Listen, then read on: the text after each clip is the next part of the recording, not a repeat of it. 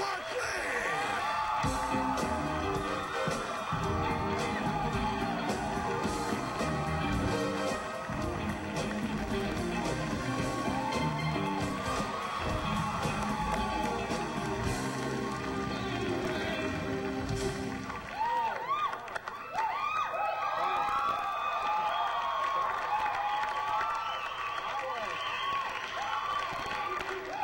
Your injury, you just got over a stress fracture? Well, it's getting a lot better, I think. I have struggling back-to-back games. It gives me pain like today. It's giving me a lot of trouble. But it's something that's not going to get better till this summer. But, you know, I think you play with pain. Yeah, that's part of your job. That's part of my job. You got an MVP award recently.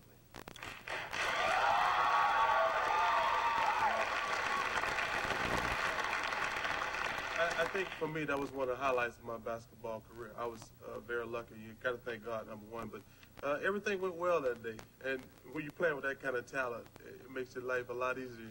Yeah, it was the All-Star game. Now, a lot of people are saying you deserve one for the overall NBA season. Is that important to you? You want to get that? I don't think it's important. I think it would be a great honor.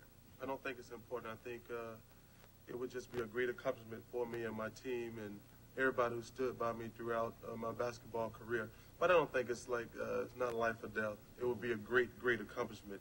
But I don't think you can build your whole life around winning awards. Yeah. In that clip, I saw you with last year's MVP, Magic Johnson. And Magic said that the thing he hates about you is you throw people all over the court. And as soon as somebody just touch you, you start nagging and complaining and whining. Well, my gift from God is my body. And I play really, really aggressive, really, really physical, and I try to wear down my opponent. But Magic shouldn't complain about getting nicked, because every time he goes down the lane, you can call Kieran on him, and he puts his knee up, you can't get in front of him. But he's a true gentleman. That's what I like about him the most. But if they nick me, I deserve a call just like he do. So you don't think you complain without justification? No. You're not like who do they say, Lambeer or Danny Ainge? They say they just whine and complain for no reason. Well, I don't whine for no reason. I'm a good whiner, but I don't whine for no reason. Let's take a commercial. We'll come right back. I got a question to ask you about technicals. We'll be right back with Charles Barkley.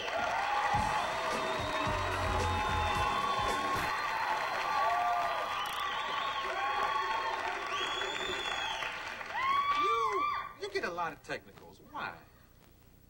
Well, I think I'm a very emotional person.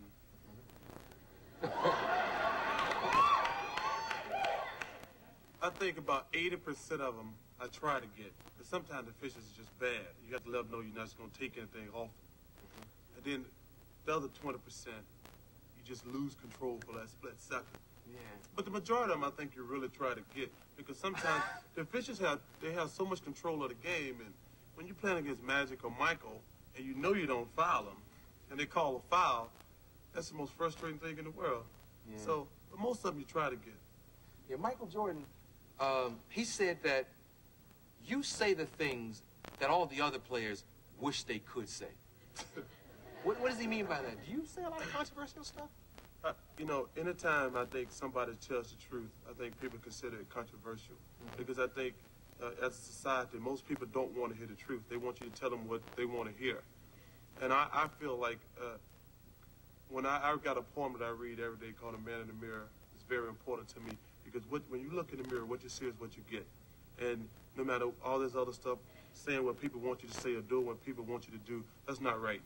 And that's why I just try to be honest. And I get in trouble for it, but I tell you what, I'm able to look in the mirror and know that, that it doesn't make me a bad person because I'm considered controversial. Because, you know, people may say I'm controversial, but they never said I was lying. Yeah.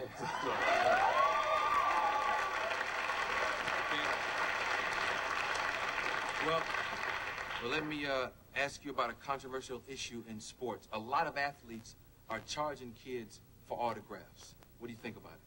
I don't think that's right. I think they're crazy for charging and the people are crazy for paying. I think you got athletes are paying $20. The public is paying $20 an autograph, and it's mainly the baseball players. And I don't think it's right. I think, number one, they pay enough money to see us play. That's just another way of scamming money off them, and I don't think that's right. And I don't like to ever use the word never, but I would never charge people for autographs. That's not right, because we make a lot of money. And the charge, it's just not right to charge people for autographs. We make a lot of money, and the players deserve it because they do the work. But I don't think it's right to scam the public in another way.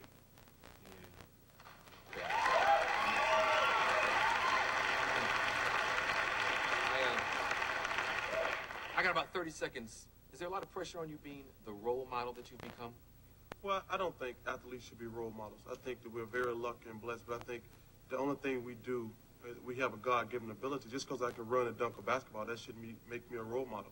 I think parents should be role models, and I think that's one of the problems. The parents aren't taking a forceful enough role in raising their kids, because I'm still a human being, and I'm going to do some things that are right and some things that are wrong.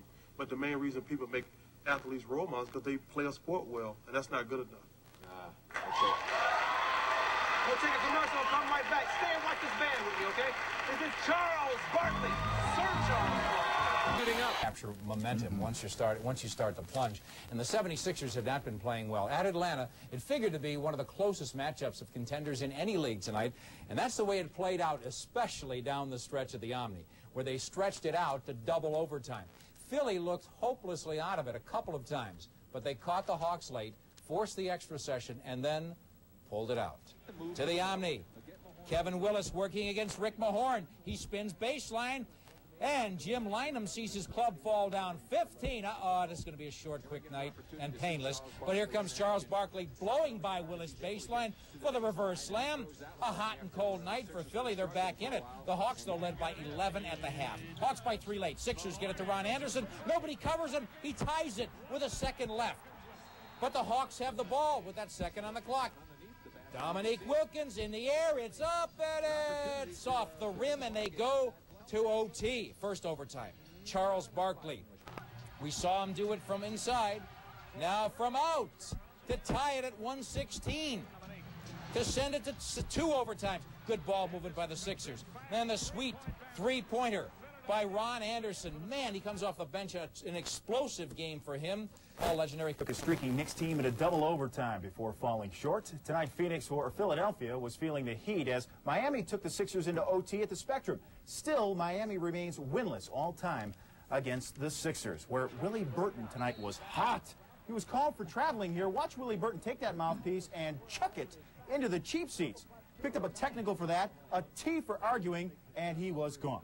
Now, 91-89 Sixers, and Kevin Edwards were missed, but Billy Thompson with a follow-up shot. It's hit by Sir Charles, and what a lucky roll. It goes in. We're at 91 all. On to overtime. Charles Barkley with a basketball over to Ricky Green, who got hot in the extra session. Buries that jumper, and the Sixers hold on to win by a deuce, 105-103. Ricky Green, 8 of his 14 in the OT. Being a ball girl, man, I don't know, is getting a front row seat for all the action, including those sensational jams. Did you say jams? I did. I am so glad you said jams, because it's time once again for the very best of the past week in jam session. Work on the break.